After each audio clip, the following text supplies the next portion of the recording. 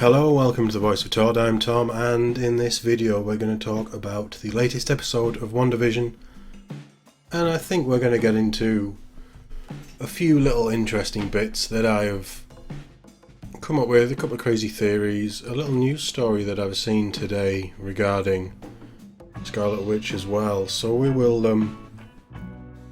dive into that in a little while. But first, if you are enjoying this or any of my content, please do hit that subscribe button, like button as well for the videos. It all makes a big difference. As you know, probably I'm trying to grow this channel. I'm seeing where we can go with it. I really love the support that you guys have shown. There's been a huge amount of support, and it really makes a huge difference, and it means a lot. So thank you very much. But let's get on to this week's episode of WandaVision. As you probably gathered from my last two videos, I'm quite enjoying this. It's a different setup to what I was expecting. I didn't think it would be quite as fun and whimsical as it is, which is a really good thing. If you haven't seen the new episode, there will be spoilers. It's 25 minutes long. Make a brew, sit down, catch up. I will not be going anywhere. But if you have seen it, let's jump in. Following last week's double bill, we've landed in the 70s, we've got a brand new intro. It really works. They're leaning really hard into this 70s vibe. The wardrobe, the colours, the grain on the film that was used. The intro itself is just pure 70s. The 70s rendition of the WandaVision theme song really fits, really good. Even the writing is switched up from what we had in the last two episodes.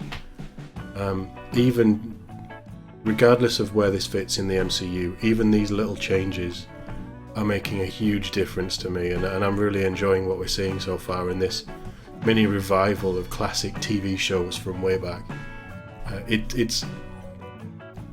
It's probably only Marvel that could do this with one of their properties, and they're doing it really well.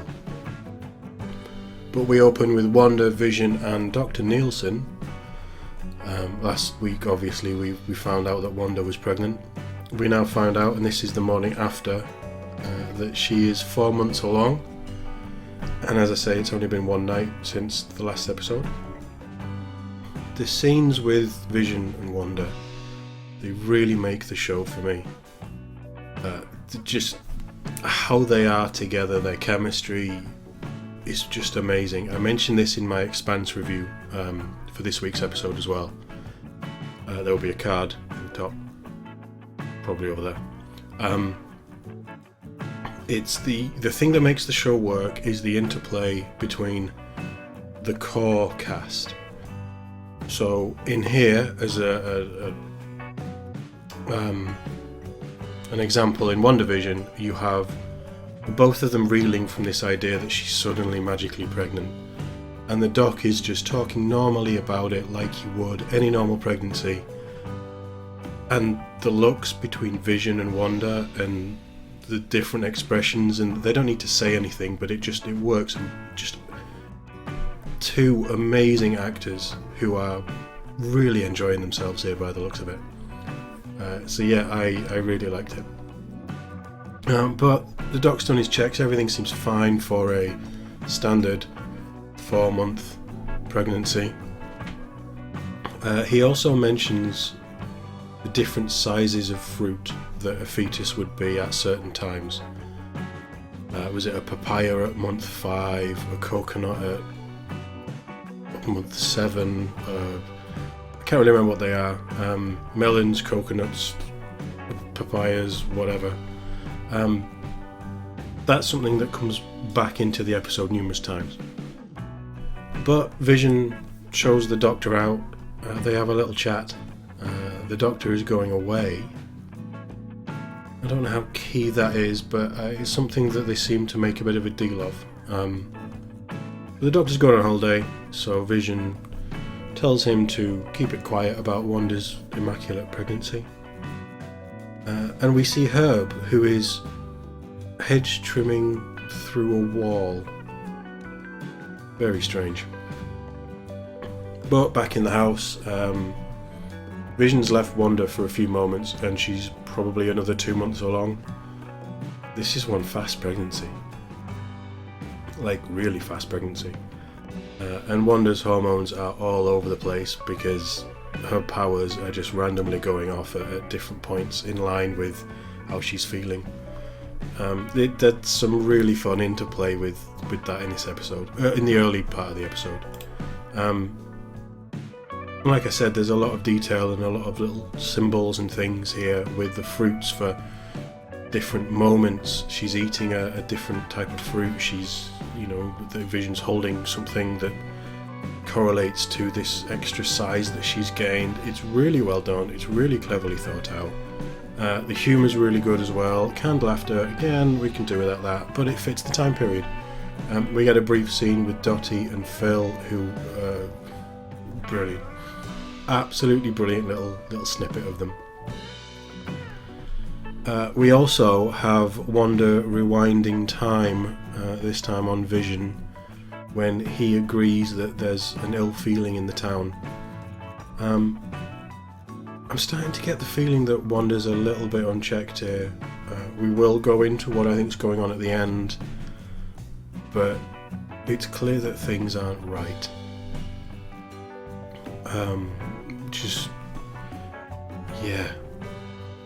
There's so much given away in this episode, and I've watched it twice and I probably haven't seen anywhere near all of the references in there.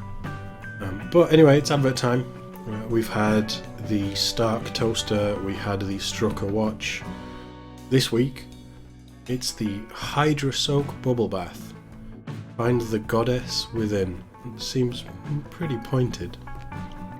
Back to the show, and Geraldine shows up.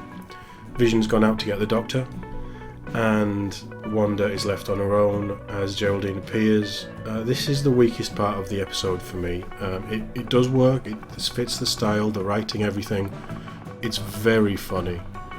But there are just moments where it bored me a little.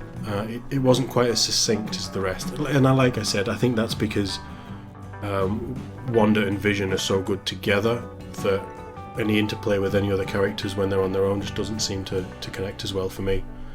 But the stuff with the Stork was brilliant. Like I said, symbols and symbology, and like I said, the symbols here are just great. But Geraldine shows up because her place is flooded, because Wanda's water broke, and she needs a bucket.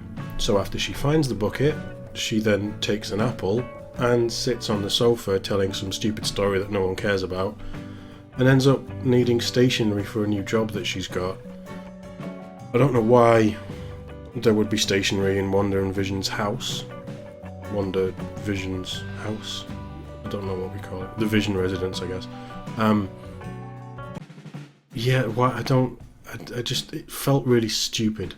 But anyway, Geraldine now realises that not only are they planning to have a child, but Wanda is pregnant and the contractions start. But anyway, the baby's coming, and Geraldine is certainly ready to help. We get a big shift here in Geraldine's character, as suddenly she's capable and completely unfazed by the craziness that's going on around her. Vision grabs the doctor and speedruns back to the house as Geraldine helps Wanda to give birth to the first child. That's right, there's twins. Just before the second child is born, the second son is born, there's a really nice heartfelt moment with the two of them, Wanda and Vision, and the new son, the firstborn, Tommy. It's just, again, those little moments of the two of them just running with the characters and the moment. Fantastic. But anyway, we have twins, Tommy and Billy. Two healthy boys. The doc checks them over, very happy. Doesn't seem fazed at all by the fact that she was 4 months when he saw her and now she's given birth. Anyway. But Vision walks the doctor out. Again, I'm trying not to look too much into the Vision's powers thing with the Doctor either. It kind of gets glossed over, at least for this episode. Maybe it will come back later. Maybe it links in with what Wanda's doing overall. Maybe we'll never know. But there's a really key moment here, I think, when the Doctor says to Vision, "Small towns, hard to escape," and then he leaves. That seems pretty on the nose right now. As the Doctor wanders off, Vision's left outside. He sees Herb and Agnes this time. They are acting very suspicious, so Vision wanders over, and it's this point that the episode really shifts. We get a real good peek behind the curtain now. So Geraldine and Wanda are looking at the twins, and Wanda mentions that she was a twin.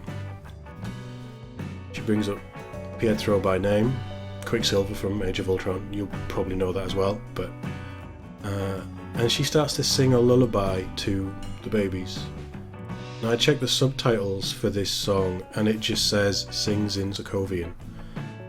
So nothing really big to mention there. It's probably something that she heard when they were born, her mother used to sing maybe, or whatever. But that causes Geraldine to remember something about whatever outside world there is. And she says, "He was killed by Ultron, wasn't he?" Pretty big revelation for someone who's living in the 70s. And that happened in 2012, I think. It's at this point that Wanda shifts. I think that this is more likely that she's willed herself to forget that had happened, and I honestly think that she's done that with the events from Infinity War and beyond as well. I think it caught her off guard that somebody else knew, and it made her remember. And then we cut outside with Agnes and Herb trying to tell Vision that there's something going on with Geraldine, but we don't really get very far. As Wanda turns hostile, and inside the house, it all kicks off.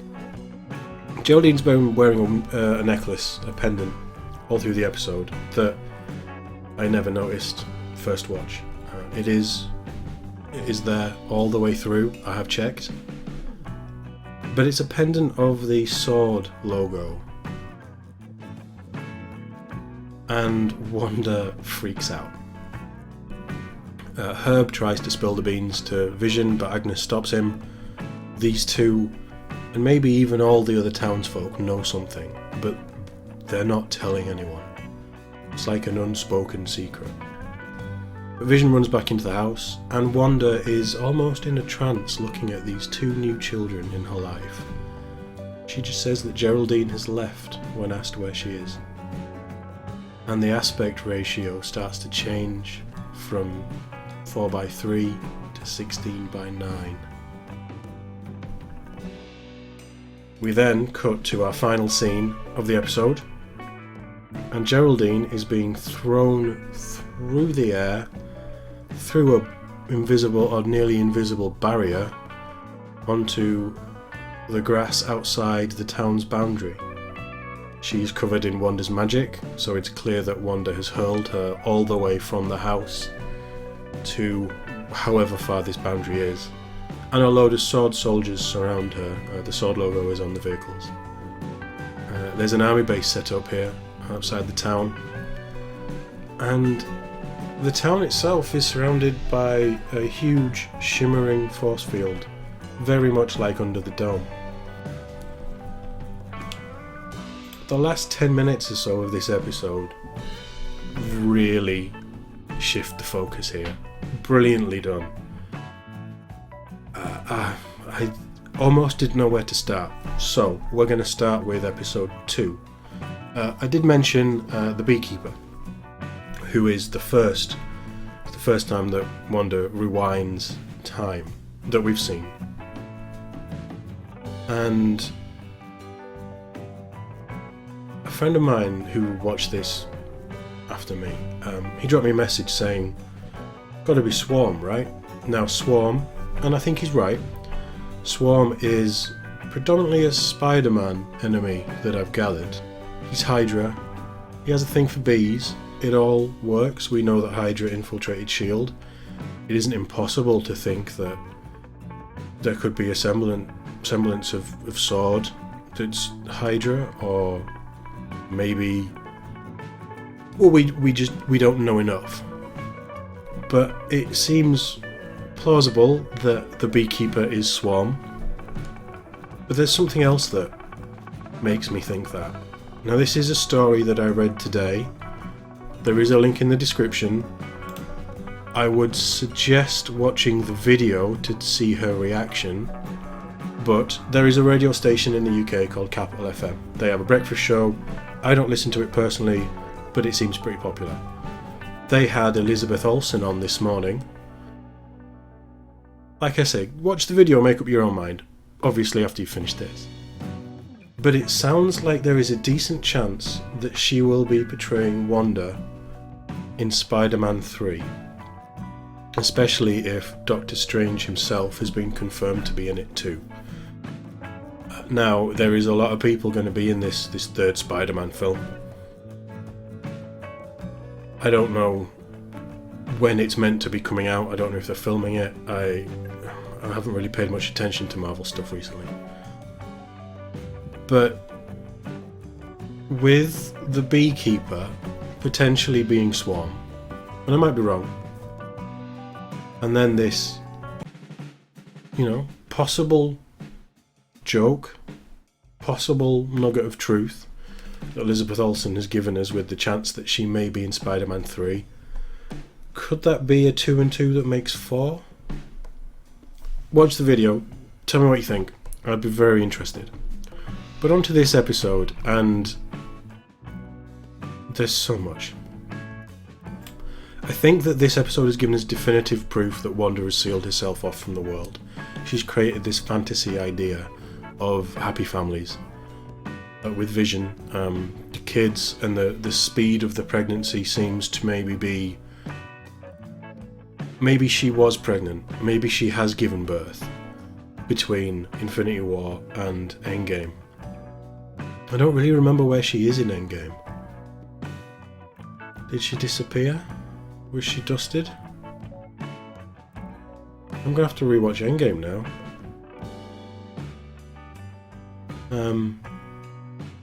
But maybe she was pregnant. Maybe she was dusted and then she came back. I don't know. I can't remember. But maybe she was pregnant. We know that her and Vision had been spending quite a lot of time together. And maybe this figment of her imagination has sped up the process because she has in fact just given birth. Maybe she's just totally imagining it. We don't know. I feel like the movement with the 60s and the 70s aesthetic based on this, the family sitcom style, maybe that's things that she watched as a kid. I think the aspect ratio change in this episode leans into that theory too. We're moving into a different era of TV, the 16:9. It could be a hint to the next time jump, maybe into the 90s. There wasn't really anything else that gave us any hints, but I think, I don't know. I did a little bit of looking around. I only really found anything quickly on Wikipedia, so who knows if it's right.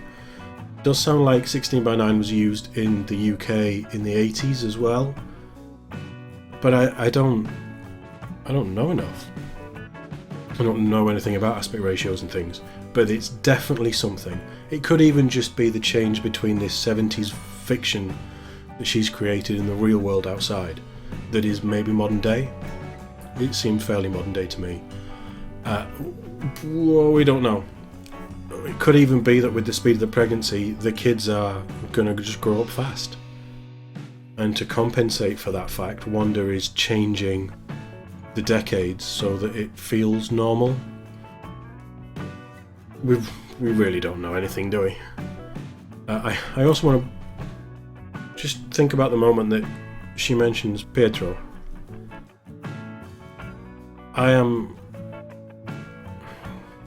I would be amazed if she isn't focusing on all the heartbreak that she's had in her life and she's just pushed it away and blocked it out. And the fact that she gave birth to twins has reminded her that she herself was a twin, which has then shocked her.